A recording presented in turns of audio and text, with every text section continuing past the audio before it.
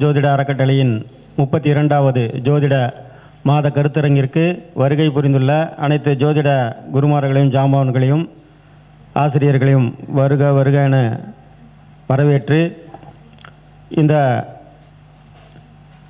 மாத கருத்தரங்கிலே கொடுத்திருக்கின்ற தலைப்பு எனக்கு ஜாதகத்துள்ள பிரச்சனைகளை தீர்க்கும் எளிய பரிகாரங்கள். பொதுவாக ஜாதகம் பார்க்க வர்றாங்கன்னா நல்லா இருக்கிறவங்க யாரும் பார்க்க வர மாட்டாங்க. அவங்க தொழில் உண்டு, தான் உண்டு, தினம் ரொட்டேஷன் என்ன பணம் இருக்குதா, அதை எப்படி ரொட்டேஷன் பண்ணுறது, இன்றைக்கி வரக்கூடிய பணம் என்ன, கொடுக்கக்கூடிய பணம் என்ன, இப்படின்னு முதலாளிகளுக்கு அந்த சரக்கு தீர்ந்து போச்சு, இந்த சரக்கு தீர்ந்து போச்சு, அந்த வேலைக்காரன் வரல, இந்த வேலைக்காரன் வரல, இன்றைக்கி இந்த பார்ட்டிக்கு இந்த சரக்கு அனுப்பணும், இன்னும் ஆர்டர் தயார் பண்ணணும், மளிகடைக்கு சாமான் பத்திலையாக வாங்கிட்டு வரணும். இந்த மாதிரி பல தொழில்கள் உள்ளவர்கள் அவர்களுக்கு உண்டான தொழிலை அந்த செஞ்சுக்கிட்டு இருக்கிறவங்க ரொட்டீனாக அவங்க வியாபாரத்தையும் தொழிலையும் பார்க்கறதுக்கு சரியாக இருக்கும். இந்த பிரச்சனை என்று வரும்போது தான் இந்த ஜாதகரையோ ஜோதிடரை நாடி வருவார்கள். ஜாதகத்தை தூக்கிட்டு ஜாதகமாவது பார்த்துட்டு வரலாமே, ஒரு 6 மாதமாகவே நேரமே சரியில்லையே, என்றைக்குமே எனக்கு நடக்காது, இந்த நடந்து போச்சு இந்த மாதிரி அப்படின்னு ஒரு வண்டியில் ஒரு பிரச்சனையோ விபத்தோ ஆகும்போது ஜாதகத்தை பார்க்க இது பண்ணுவாங்க. நல்லா இருந்தார், இப்படி அடிபட்டார் அப்படின்ட்டு ஜாதகத்தை தூக்கிட்டு ஜோதிடர்கிட்ட வருவாங்க. அதே மாதிரி கடன் படாதவர்கள் கடன் படுவார்கள். சிறு வயசுலேருந்து பிறந்ததுலேருந்து அவங்களுக்கு கடன் என்றால் பிடிக்காது. கடனே பட்டிருக்க மாட்டார், தாராளமாக செலவு பண்ணியிருப்பார், காசு இருக்கும்போது நிறைய பேர்த்து கொடுத்து உதவி பண்ணியிருப்பார். ஆனால் எல்லாம் ஒரு காலகட்டத்தில் எல்லாமே இழந்து கடன் போடும்போது தான் அந்த கடனுடைய வேதனை அவருக்கு தெரியும். அப்போது ஜோதிடர்கிட்ட போய் ஜாதகம் பார்க்கலான்னு வருவாங்க. அந்த மாதிரி பிரச்சனை எதுக்கு இது சொல்ல வரேன்னா, பிரச்சனை இருக்கும்போது தான் அந்த ஜோதிடரை நாடி வருகின்றார்கள். நல்லா இருக்கிறவங்க அவங்க பாட்டு தொழில் பார்த்துட்டு இருக்கிறாங்க. அதே மாதிரி இது இயற்கை தான். இப்போ ஒரு நோய் இருந்தால் தான் டாக்டரை போய் நம்ம போய் பார்க்குறோம். ஒரு நோய் இருந்தால் தான் டாக்டர்கிட்ட போகிறோம். ஆனால் இந்த மாதிரி வயிற்று வலிக்குது, ஒரே நெஞ்சு வலியாக இருக்குது, கை கால் நடுக்குது, சுகர் இருக்குதா, பிபி இருக்குதா, கால் ஒரே வலியாக இருக்குது, கால் நரம்பெல்லாம் புடச்சிக்கிச்சு, இந்த மாதிரி பல குறைகளுக்கு தூக்கமே வரல அப்படின்ட்டு பல குறைகளுக்கு அவர்களுக்கு ஏற்படுகின்ற நோய்க்கு தகுந்தாற் போல் அந்த டாக்டர் ஸ்பெஷலிஸ்ட்டா, இந்த டாக்டர் ஸ்பெஷலிஸ்ட்டா அப்படின்ட்டு போய் அந்த நோய் இல்லாத போது தான் அந்த டாக்டரை நாடி போகிறான். அந்த மாதிரி இந்த பிரச்சனைன்னு இருக்கும்போது தான் அந்த பிரச்சனைக்கு உண்டான தீர்வுகள் என்னான்னு ஜோதிடரை நோக்கி செல்கிறோம். அந்த வகையில் எடுத்துக்கொண்டாலும் ஒருவருக்கு நிலப்பிரச்சனை இருக்கும். சொத்துக்கள் நிலங்கள் மூலமாக விற்க முடியாமல் இருக்கும். அதை விற்றாலும் அந்த அளவுக்கு கேட்குறதுக்கு ஆள் இருக்க மாட்டாங்க. ஆனால் அவர் ஏதோ ஒரு கடைசியில் கம்மி விலைக்கு விற்றுட்டு போயிடுவார். முடியாத சூழ்நிலைக்கு இடம் குறைச்ச விலைக்கு வந்த விலைக்கு விற்றுட்டு போயிடுவார். கடன் கட்ட முடியாது, வட்டிக்கு எல்லாம் அந்த இடமே போயிடும், வட்டி கட்டி கட்டி வர்ற பணம் கூட போயிடுன்ட்டு. ஆனால் அந்த இடம் நல்ல விலைக்கு போகும். இவர் பாதி விலையிலேருந்து குறைச்சி கூட கொடுத்துட்டு போயிடுவார். ஆனால் அவர் விற்ற உடனே அந்த இடம் வாங்கினவன் ரொம்ப அதிக விலைக்கு விற்றுருவோம். அந்த மாதிரி பல இடத்துல நடந்துகிட்டு இருக்குது. ஏன்னா அவருடைய இந்த விற்றவருடைய பிரச்சனை எப்படி, அந்த ஜாதக அமைப்பு அப்படி இருக்கும். அந்த வகையில் எடுத்துக்கொண்டால் மகர லக்னம்னு வச்சுக்கோங்க. மகர லக்னம் மேஷத்தில் செவ்வாய் இருக்குது, கேது இருக்குதுன்னு வச்சுக்கோங்க. செவ்வாய் கேது அப்படி இருக்கிறவங்க பாருங்கள், இந்த கேது திசை வரும்போது இந்த பிரச்சனைக்கு உள்ளாகி விலை கம்மியாக விற்றுட்டு போயிடுவாங்க. நிலத்தால் லாபமே அடைய முடியாது. மகர லக்னக்காரங்க இந்த இடத்தால் அதுவும் குறிப்பாக மேசத்தில் செவ்வாயும் கேது இருந்தால் இந்த பிரச்சனைகள் ஏற்படும். நிலத்தால் ஆதாயம் கிடையாது, ஒரு சுகக்கேடு ஏற்படும். வண்டி வாகன சுகமே இருக்காது, பழைய வண்டியை வச்சு ஓட்டிக்கிட்டு இருப்பார் ரொம்ப நாளாக. புது வண்டி வாங்கலான்னு ஆசை இருக்கும், ஆனால் வாங்க முடியாது. இந்த மாதிரி இருக்கிறவங்க இவங்க என்ன பண்ணணும்னா, பழனிக்கு போகணும். பழனிக்கு போய் காவடி எடுக்கணும். பழனிக்கு போய் காவடி எடுத்து ஒரு வேண்டுதல் வச்சா இதற்கு ஒரு நல்ல தீர்வாக இருக்கும். பழனிமலை முருகனை தரிசிக்க வேண்டும், காவடி எடுக்கணும். முடிஞ்சால் இந்த அளவு குத்துவாங்க சின்னதாக, அவங்க சக்திக்கு ஏற்ப பெருசாக கூட குத்திக்கலாம், அளவு குத்தலாம். சின்னதாக அந்த வேல் மாதிரி கன்னத்தில், இந்த கன்னத்தில் குத்தி அந்த கன்னத்தில் வெளியே எடுத்துருவாங்க. அந்த வேல் குத்துற முடிஞ்சால் அந்த தைரியம் இருந்தால் அந்த சின்ன வேல் குத்தி அளவெடுத்து பழனிமலைக்கு பழனிமலைக்கு போய் அந்த வேலை என்ன ஒரு முறைப்படி செய்யணுமோ, உண்டியலில் போடணுமோ, என்ன முறைப்படி செய்யணுமோ அதை செஞ்சுட்டு வந்தீங்கன்னா பழனிமலைக்கு அவர்களுக்கு இந்த நிலப்பிரச்சனையிலிருந்து ஒரு நல்ல தீர்வு கிடைக்கும். விலை அதிகமாக போகும், இல்லை நினச்சபடி டைமுக்கு விற்க முடியும் அப்படின்ட்டு ஒரு பரிகாரமாக இதை நீங்கள் எடுத்துக்கலாம். அடுத்தபடியாக வந்து அதே வந்து மேஷ லக்னம் 2ஆம் இடத்துல வந்து புதன் கேது இருக்குது. அது அவருடைய பையன் ஜாதகம். படிப்பு வந்து நல்லா வரல. படிப்பே வந்து இந்த பையனுக்கு தடை ஏற்பட்டு வருது. ஒரு காலகட்டத்தில் நல்லா படித்தா கூட ஆனால் பரீட்சைன்னு வரும்போது ஃபெயில் ஆகிடுறான், மார்க் அதிகமாக வாங்கலை அப்படின்ற ஒரு பிரச்சனை வரும். இது வந்து ஒரு பெற்றோருடைய குழந்தைங்களோட ஜாதகம்னு வச்சுக்கோங்க. புதன் கேது மேஷ லக்னம், புதன் கேது ரிஷபத்தில். இப்படிப்பட்டவங்க என்ன பண்ணணும்னா மதுரை மீனாட்சி அம்மன் கோயிலுக்கு போயிட்டு வரணும். மதுரை மீனாட்சி அம்மன் கோயிலுக்கு போயிட்டு வந்து வேண்டுதல் வைத்தார்கள் என்றால் அங்கே போய் அன்னதானம் பண்ணணும். அம்மனை தரிசிச்சுட்டு புதன்கிழமை அம்மனை தரிசித்து விட்டு ஒரு 10 பேத்துக்காவது அன்னதானம் பண்ணணும். அன்னதானம் பண்ணிட்டு வந்தீங்கன்னா ஒரு வேண்டுதல் வைத்து ஒரு நல்லபடியான பையன் வந்து +2ல் வந்து மார்க் வாங்கணும், நல்லா படிக்கணும் அப்படின்னு ஒரு வேண்டுதல் வைத்து விட்டு, நான் இத்தனை பேத்துக்கு உன் சன்னதிக்கு வந்து உனக்கு அபிஷேகம் அர்ச்சனையை செஞ்சுட்டு என்னால் முடிஞ்ச அளவுக்கு அன்னதானம் பண்ணுறேன் அப்படின்னு வேண்டுதல் வைத்தார்கள் என்றால் அந்த குழந்தையோட ஜாதகம், பையனோட ஜாதகம், மகளோட ஜாதகம் வந்து நல்லா ஒரு பரீட்சை காலத்தில் நல்லா எழுதி நினைவாற்றல் பெருகி ஒரு நல்ல பரீட்சையில் பாஸ் பண்ணக்கூடிய அளவுக்கு அந்த மீனாட்சி அம்மனுடைய அருள் கிடைக்கும் என்று எடுத்துக்கொள்ளலாம். இது ஒரு பரிகாரம். அதே போல் ஒரு கடகலக்கண ஜாதகம், கடகலக்கணத்தில் வந்து ஒரு லாபமே கிடைக்க மாட்டேங்குது, தொழில் மூலமாக லாபமே கிடைக்கல.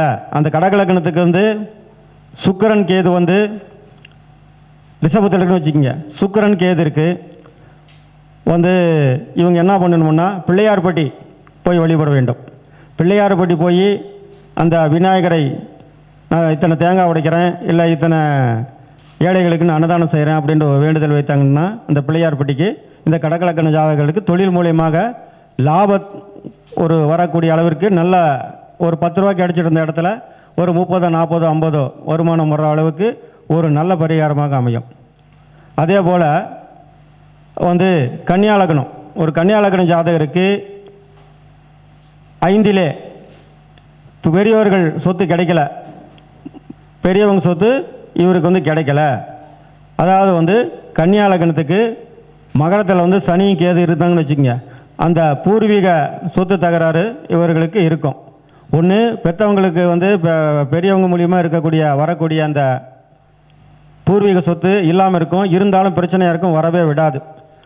அப்படியே எல்லாரும் வந்து கொடுக்கக்கூடிய அமைப்பில் இருந்தாலும் இவருக்கு மட்டும் வர்றதுக்கு வாய்ப்பு இருக்காது. இவங்களை விட்டுட்டு பாகம் பண்ணுற மாதிரி ஒரு பிரச்சனை கோர்ட்டு கேஸுன்னு போகிற அளவுக்கு இருக்கும். இவங்கெல்லாம் வந்து என்ன பண்ணணும்னா ராஜராஜேஸ்வரி கோயிலுக்கு போய் இவங்க வந்து நல்லெண்ணெய் தீபம் ஏற்ற வேண்டும். ஒரு நல்லெண்ணெய் தீபம் 27 விளக்கு ஏற்றலாம், 54 ஏற்றலாம், 108 விளக்கு கூட ஏற்றலாம் முடிஞ்சா. ஏற்றிட்டு ராஜராஜேஸ்வரி கோயிலுக்கு வந்து இந்த நல்லெண்ணெய் விளக்கு சனிக்கிழமை அன்னைக்கு போகணும்.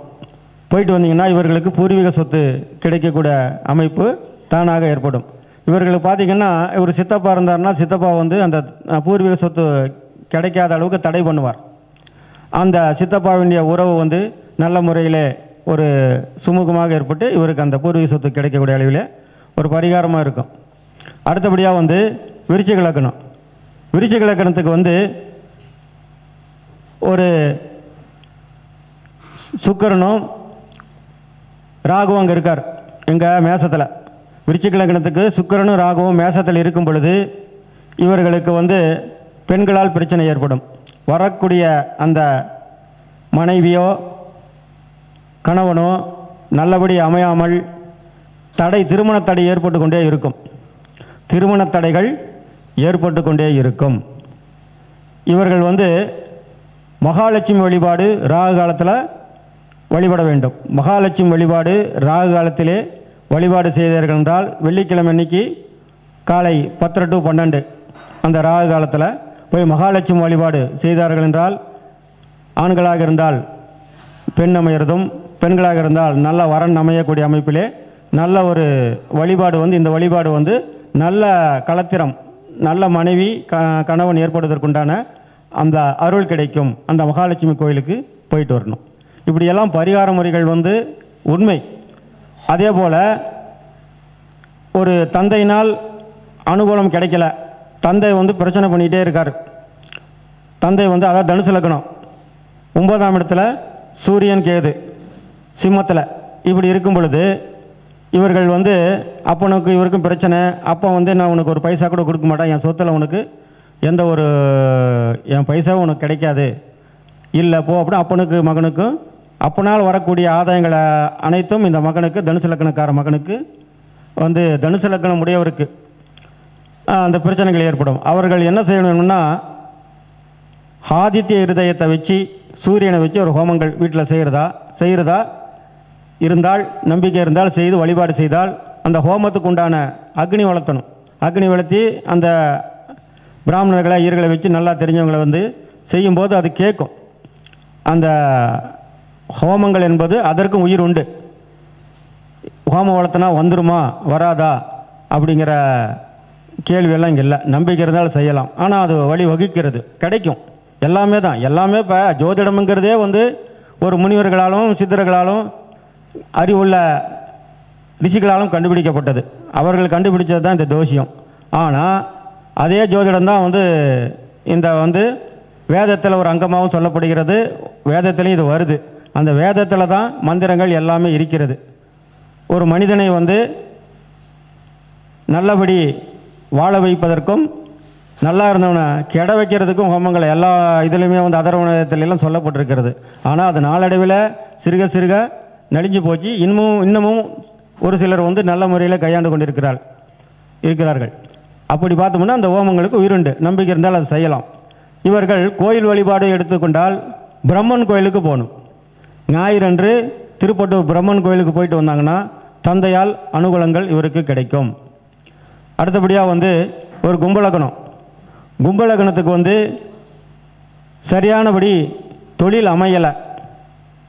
அதாவது வந்து தொழிலில் எப்போ பார்த்தாலும் பிரச்சனை. தொழிலில் வந்து வேலையாட்கள் சரியாக அமையறதில்லை. தொழிலில் வந்து வேலையாட்கள் வந்தாலுமே பிரச்சனை ஏற்பட்டு தடை ஏற்படுகிறது, நட்டம் ஐந்து விடுகிறது. அப்படி எடுத்துக்கொண்டால் இவர்கள் வந்து கும்பலக்கண ஜாதகக்காரர்கள் வந்து ஐயப்பன் கோயிலுக்கு போயிட்டு வரலாம். ஐயப்பன் கோயிலுக்கு மாலை அணிந்தோ அல்லது ஷார்ட்டாக இந்த சித்திரை வீசுன்னு சொல்லக்கூடிய தமிழ் மாதங்களே முதல் ஒரு 10 நாட்களுக்கு வந்து பக்கத்துலேயே அப்படியே போகிற மாதிரி விடுவாங்க. மாலை அணியாமலும் நானும் 2 முறை மாலை அணிந்தும் போயிருக்கிறேன். மாலை அணியாமலும் படி ஏற விட மாட்டாங்க, 18ஆம் படி ஏற விட மாட்டாங்க, அவ்வளோதான். ஆனால் சுற்றிக்கிட்டு போய் பல தடவை கூட அந்த ஐயப்பனை பார்க்கலாம். அந்த வகையில் நானும் போயிருக்கிறேன். அந்த மாலை போடாமல் விரதம் இருக்க வேண்டிய அவசியம் இல்லை. விரதம் இருக்கணும், பயபக்தி நெஞ்சில் தூய்மையாக இருக்கணும், பயபக்தி இருக்கணும். மாலையை போட்டு 48 நாள் அறகுறையாக இருக்கிறத விட ஒரு 2 நாள் 3 நாள் இல்லை கால் மண்டலம் என்று சொல்லக்கூடிய 12 நாள் மாலை இட்டு, இல்லை 2 நாள் 3 நாள் விரதம் இருந்தால் தூய்மையாக இருக்கணும். மாலை அணிவிக்காமல் போனாலும் தூய்மையாக இருந்துவிட்டு அந்த கோயிலுக்கு போய் சென்று வழிபட்டார்கள் என்றால் இவர்களுக்கு இந்த கும்பலக்கணக்காரர்களுக்கு ஐயப்ப வழிபாடு வந்து மிகவும் தொழிலை வந்து நல்லா உயர்த்தி கொடுக்கக்கூடிய அமைப்பிலே இருக்கும். அதே மாதிரி வந்து ரிஷபலக்கணக்காரர்களுக்கு வந்து திருச்செந்தூர் வழிபாடு வந்து இவருக்கு நல்லபடி அமையும். லாபத்தை வந்து தடை செய்யக்கூடிய அமைப்பிலே இருக்கும். ரிஷபலக்கணக்காரர்களுக்கு வந்து மீனத்திலே வந்து குருவும் கேதுவும் அல்லது குருவுடன் ராகு சேர்ந்துச்சாங்கன்னா மீனத்தில் இருந்தார்கள் என்றால் இந்த ரிஷபலக்கண ராசிக்காரர்கள் வந்து லாபம் வரும். ஆனால் அது பல பிரச்சனையிலையோ இல்லை வரக்கூடிய லாபத்தை தடுக்கக்கூடிய அமைப்பு இருக்கும். பிரச்சனைகள், துயரங்கள், கஷ்டப்பட்டு அந்த பணத்தை வாங்குறதுக்குள்ளே போதும்னு ஆகிடும். இந்த மாதிரி ஒரு தொழில் செய்கிறவங்க வந்து ரிஷபலக்கணக்காரங்கள் வந்து மீனத்திலே குரு கேது குரு ராகு உள்ளவர்கள் வந்து திருச்செந்தூர் வழிபாடு மிகவும் சிறப்பானதாக இருக்கும். அந்த திருச்செந்தூர் வழிபாடு வந்து அந்த பிரச்சனைகளை தவிர்க்கும். இந்த மாதிரி செஞ்சாங்கன்னா அந்த ரிஷப லக்னக்காரர்களுக்கு வந்து வரக்கூடிய லாபங்கள் மிகவும் நன்றாக இருக்கும். அதே போல் அன்னவாகன தேவியை வழிபட வேண்டும். அன்னவாகன தேவின்னு என்ன சொல்லுங்கள்? அன்னவாகனம் என்றால் அன்னத்தை வாகனமாக வைத்து, சாமரை பூவிலே அன்னத்தை வாகனமாக வைத்து அன்ன வாகனத்தின் மேல் அமர்ந்திருக்கக்கூடிய தேவி வந்து காயத்ரி தேவி. காயத்ரி தேவி ஜபம் பண்ணணும். காயத்ரி தேவி தான் வந்து அந்த தாமரை மலர் மேலே அன்னம் உட்காந்துருக்கும், அதுக்கு மேலே அந்த அம்மா உட்காந்துருக்கும். அந்த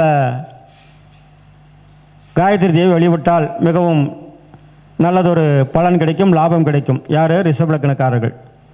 அந்த காயத்ரி மந்திரங்கிறது ஆனால் நிறைய கேட்டிருப்பீங்க. ஓம் பூர்புவஸ்வக தத்சவித்துர்வரேண்யம் பர்கோ தேவஸ்ய திமகி தியோ யோனக பிரச்சோதயாத். இது பாட்டாவும் நிறையா இதில் வந்து அந்த ரெக்கார்டில் எனக்கு கிடைக்கும். ஓம் பூர்புவஸ்வக தத்சவிதுர்வரேண்யம் பர்கோ தேவஸ்ய தீமஹி தியோ யோன பிரச்சோதயாத். இதே ரிப்பீட் ஆகிட்டே இருக்கும். 1 மணி நேரம் 1/2 மணி நேரம் போட்டு கேட்டுக்கிட்டே இருக்கலாம். மனசாந்தியும் கிடைக்கும். இவர்களுக்கு தொழிலால் வரக்கூடிய அந்த லாபத்தை தடுக்கக்கூடிய அந்த துன்பங்கள்லாம் நீங்கி லாபம் ஒரு நல்ல முறையிலே அமையும். இந்த ரிஷப லக்னக்காரர்களுக்கு இது. அதே மாதிரி வந்து துலா லக்னக்காரங்கள். துலா லக்னக்காரர்களுக்கு வந்து அதிர்ஷ்டமே நிறையா பேத்துக்கு இருக்காது. சிறு வயசுலேருந்து கஷ்டம். இவர்களுக்கு வந்து செவ்வாயும் கேதுவும் வந்து மிதுனத்தில் இருப்பாங்க. மிதுனத்தில் வந்து துலா லக்னக்காரங்களுக்கு மிதுனத்திலே செவ்வாயும் கேதுவும் இருக்கக்கூடிய ஜாதகருக்கு சமூகத்தால் ஒரு கடனை கொடுத்துட்டா வாங்க முடியாது, பணமே வராது. அதிர்ஷ்டம்ங்கிறத கொடுத்த பணத்தையும் வாங்க முடியாது, திருப்பி வாங்க முடியாது, இழந்துருவோம். இல்லைன்னா சண்டை போட்டு நிறையா வாங்கணும், நிறைய அடிதடியாக வரக்கூடிய சூழ்நிலை வரும். இந்த மாதிரி துலா லக்னக்காரர்கள் மிதுனத்திலே செவ்வாய்க்கு ஏது உள்ளவர்கள் வந்து மகாவிஷ்ணு வழிபாடு செய்யலாம். மகாவிஷ்ணு வழிபாடுகள் செய்தார்கள் என்றால் மிகவும் அருமையான முறையில் இவர்களுக்கு அதிர்ஷ்டம் கைகூடி வரும். முதல்ல இருந்ததை விட இந்த வழிபாடு செய்த பிறகு ஒரு நல்ல முன்னேற்றம் கிடைக்கும். மகாவிஷ்ணு ஸ்தோத்திரங்கள் செய்யலாம், இல்லைன்னா சுதர்சன ஹோமம் வீட்டில் செய்யலாம் நம்பிக்கை இருந்தால். இப்படியெல்லாம் வந்து ஜாதகத்துக்கு அவர்களுடைய பிரச்சனைகள் என்னவோ அதற்கு தகுந்தாற் போல பரிகாரங்கள் செய்யலாம். இப்போலாம் நிறையா வந்துருச்சு, வாழ்வியல் பரிகாரங்கள், லைஃப் ரெமடிஸ் அப்படின்னு நிறையா வந்துருச்சு. அதுவும் வந்து என்னால் சொல்ல முடியும். இருந்தாலும் நேரமின்மையின் காரணமாக வந்து இத்தோடு முடித்துக்கொள்கிறேன். அடுத்தபடியாக வந்து நமது பண்டிட் பாலசுப்ரமணியம் அவர்கள் வந்து பேசுவார்கள். அவர்கள் வந்து இலவசமாக ஜாதக ஆய்வு என்று எடுக்க போகிறாரு. இந்த மாதிரி பரிகாரங்கள் செய்து நம்பிக்கை இருந்தால் செய்யணும். இந்த ஹோமங்கள் பழிக்கிறது உண்டு, தானங்களும் வந்து தானம் தர்மம், இதுவும் ரெண்டுமே வந்து தர்மம் தலைக்காக்கும் என்று வந்து பாட்டை எழுதிட்டு போயிருக்கார். செய்த தர்மம் தலை காக்கும், தக்க சமயத்தில் உயிர் காக்கும். இது பாட்டு. ஒரு 2 வரி பாட்டு பாடலான்ட்டு ஒரு ஆசையில் இந்த பாட்டு பாடினேன். ஏன்னா சிறு வயசுலேருந்து இந்த பாட்டு கேட்டு எம்ஜிஆர் பாட்டு இது சிறு வயசாக இருக்கும்போது. அதனால் அதை வந்து சும்மாலாம் வந்து எழுதலை. இந்த பாட்டு எழுதினவர் வந்து கண்ணதாசன் வந்து இந்த பாட்டு எழுதுன எனக்கு மறந்து போச்சு. வந்து அந்த மாதிரி நிறையா பாட்டுகள் வந்து கண்ணதாசன் எழுதி வச்சிருக்கார். அவர் ஒரு காலத்தில் நாத்திகனாக இருந்தார், கடவுள் நம்பிக்கையற்றவராக இருந்தார். கடைசி காலத்தில் ஆத்திகனா மாறி இந்து மதத்தை பற்றி இந்து மதம் என்ற ஒரு நூலை எழுதிட்டு போயிருக்கார். அருமையாக இருக்கும். என்னடா அப்படி என்று பார்த்தா கண்ணதாசன் அந்த கடைசியில் அந்த இந்து மதத்துக்கு வந்துடுறார். கிருஷ்ணா அப்படின்ட்டு கடவுள், சிவனே அப்படின்ற எல்லா கடவுளையும், அல்லாஹ், கிறிஸ்டின், இந்த மாதிரி எல்லா யோசிக்கிறது எல்லா கடவுளும் இருக்கிறார் என்ற ஒரு கோப்புக்குள் வந்து அந்த கொள்கைக்கு வந்துடுறார். ஏன்னு கேட்டிங்கன்னா நிறையா பேர் அப்படி தான், கடவுள் இல்லை என்று மறுப்பு தெரிவித்தாலும் கூட அந்த உள்ளூர ஒரு துன்பம் என்று வந்து விட்டால் தனக்குன்னு துன்பம் வரும்போது அந்த கடவுளை வந்து வெளியே போய் கும்பிடலனாலும் வீட்டில் இருந்து வந்து தனக்காக நீ போய் கும்பிட்டுட்டு வான்னு பொண்டாட்டிக்கிட்டே பிள்ளைங்கள்கிட்ட சொல்லி கும்பிட்றவங்க இருக்கிறாங்க, வீட்டிலேருந்தே கும்பிட்றவங்க நிறையா பேர் இருக்கிறாங்க. அப்படி தான் வந்து ஒரு காலம் நேரம் எதையும் செய்யும். அந்தபடி அந்த நேரம் கெட்டு போச்சுன்னா எந்த பெரிய தலைவனாக இருந்தாலும் கீழே அதில் பாதத்திலே தள்ளிவிடும். அதே போல் மரணம் எல்லாத்தையும் தள்ளுவோம், நோய் நொடிகள் தழுவும். முதுமை வந்து எல்லாத்துக்கும் வரும், வராமல் யாருக்கும் இருக்காது. அதனால் அந்த முதுமை வரும்போதும் எதிர்கொள்ளக்கூடிய அளவு மனத்துணியை வளர்த்துக்கொள்ள வேண்டும் என்று கூறிக்கொண்டு எனக்கு பேச வாய்ப்பளித்த ஸ்ரீ ஈசன் ஜோதிட அறக்கட்டளை நிறுவனர் பண்டிட் பாலசுப்ரமணியம் அவர்களுக்கு நன்றியை தெரிவித்துக் கொள்கிறேன். நன்றி, வணக்கம். என்னுடைய ஃபோன் நம்பர் வந்து 93 44 135 108 93 44 135 108. ஹோமங்கள், ஜாதகம் பார்க்க, வாஸ்து பார்க்க அழைக்க விருப்பம் இருந்தால் அழைக்கலாம் என்று கூறிக்கொண்டு விடைபெறுகிறேன். நன்றி, வணக்கம்.